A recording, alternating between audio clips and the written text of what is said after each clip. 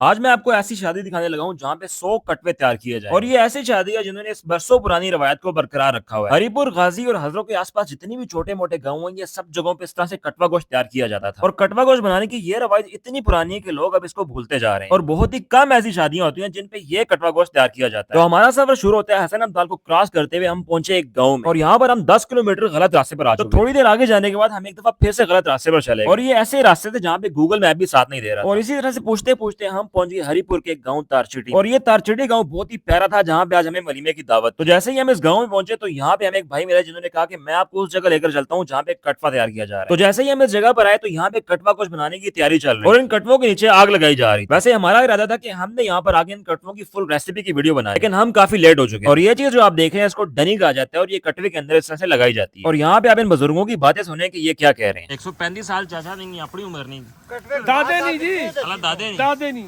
अल्लाह क्यों नहीं भी दादे नहीं।